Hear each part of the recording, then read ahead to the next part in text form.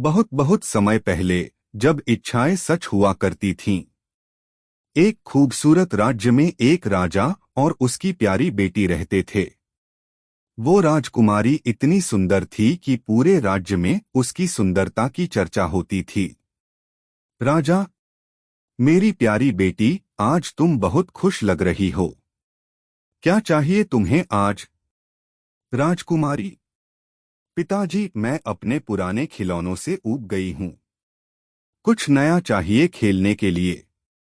राजा मुस्कुराता है, तिजोरी खोलता है और चमकती सोने की गेंद दिखाता है।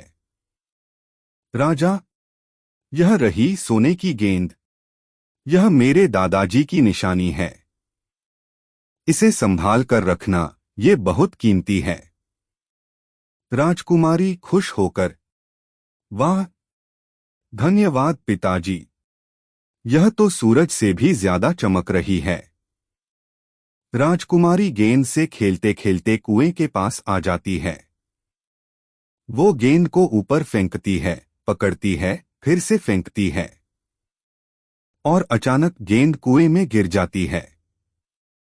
राजकुमारी घबराकर, ओह नहीं, मेरी सुनहरी गेंद, अब मैं क्या करूं? वो रोने लगती है। मेंढक कुएं से आवाज, राजकुमारी, क्यों रो रही हो? राजकुमारी चकित, कौन बोल रहा है? मेंढक, मैं हूं कुएं का मेंढक। अगर तुम चाहो तो मैं तुम्हारी गेंद निकाल सकता हूं, पर बदले में मुझे क्या दोगी? राजकुमारी, जो भी तुम चाहो, सोना, मोती, ताज सब दे दूंगी। मेंढक, नहीं, मुझे तुम्हारी दोस्ती चाहिए। मैं तुम्हारे साथ खेलना चाहता हूं, तुम्हारे प्याले से पीना और तुम्हारे बिस्तर में सोना चाहता हूं। राजकुमारी झुंझलाकर, ठीक है, वादा करती हूं, बस मेरी गेंद निकाल दो। मेंढक कुएं में डुबकी लगाता है और थोड़ी देर में गेंद लेकर बाहर आता है।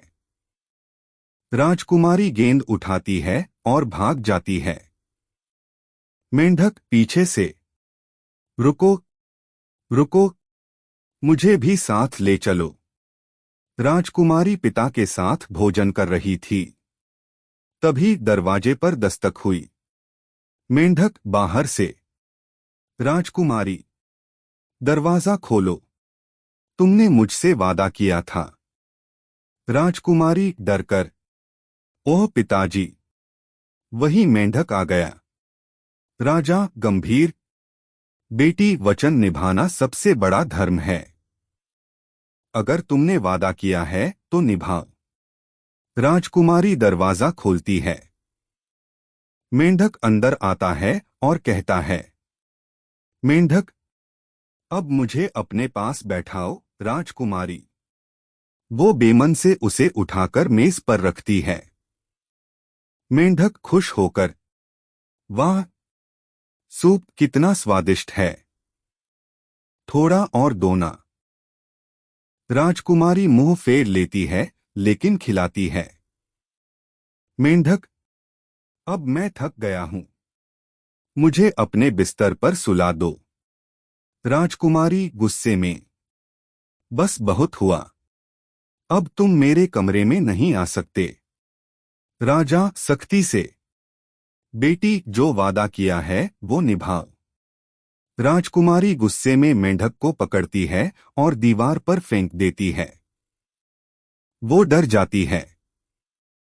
धीरे से मेंढक को उठाती है, आंसू उसकी आंखों से गिरते हैं। राजकुमारी रोते हुए, मुझे माफ कर दो, मैंने गलत किया। वो मेंढक को धीरे से चूम लेती है। मेंढक चमकने लगता है और अचानक एक खूबसूरत राजकुमार में बदल जाता है।